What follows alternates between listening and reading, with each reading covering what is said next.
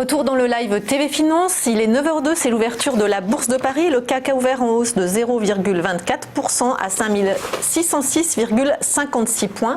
Et nous retrouvons immédiatement Éric Seban, trader et coach chez Perceval Finance. Bonjour Éric.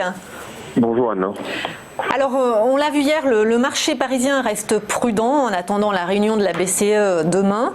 Dans ce contexte, à quoi faut-il s'attendre sur le marché aujourd'hui et comment peut-on trader ?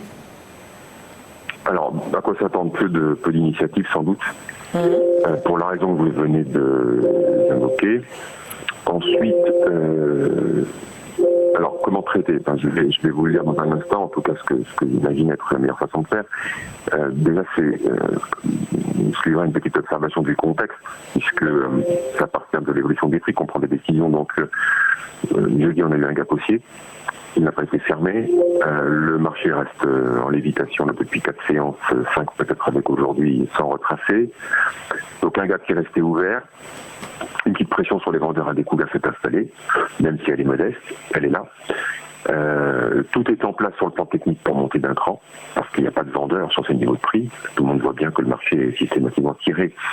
Chaque repli est soutenu et donc se placer aujourd'hui à contre-tendance, même si c'est un directionnel bien précaire, parce qu'en fait la hausse est construite un peu sur du sable. Donc voilà, tout ça on le sait, donc on le voit et on comprend bien que vendre sur ces niveaux de prix, ça n'est pas une bonne opportunité de réussite. Donc par conséquent, on n'est pas de vendeur. Ensuite, comme je viens de vous le dire, à chaque fois que ça se replie, c'est systématiquement tiré, ça fait des semaines que ça dure, donc on le voit très très bien. Le marché, tout est fait pour que ça ne baisse pas. Donc, vendre le marché, évidemment, c'est pas une bonne initiative. Bon, en plus, vous l'avez dit, demain, c'est BCE, donc ça ne devrait pas être très animé. La volatilité sur les options, elle est passée de 15 à 12, donc on voit que les opérateurs se détendent. Franchement, la probabilité d'une forte baisse des marchés est extrêmement faible. Enfin, sans news d'ampleur, j'entends bien sûr, mais dans le contexte actuel, c'est extrêmement peu probable. Donc, dans ce contexte-là, acheter les replis du CAC pour travailler en intraday, par exemple, c'est toujours la meilleure stratégie. Même si acheter sur ces niveaux de prix et dans le contexte actuel, c'est pas la chose la plus facile à faire de façon systématique, si on commence à penser justement à tout ce contexte. Donc, la meilleure chose à faire, c'est d'accompagner ce marché qui ne baisse pas. Donc, acheter les replis vous donne une bonne probabilité d'accumuler quelques points. Si les replis se présentent plusieurs fois par jour, ma foi, ça reste rentable. De toute façon, c'est ce que je vous conseille.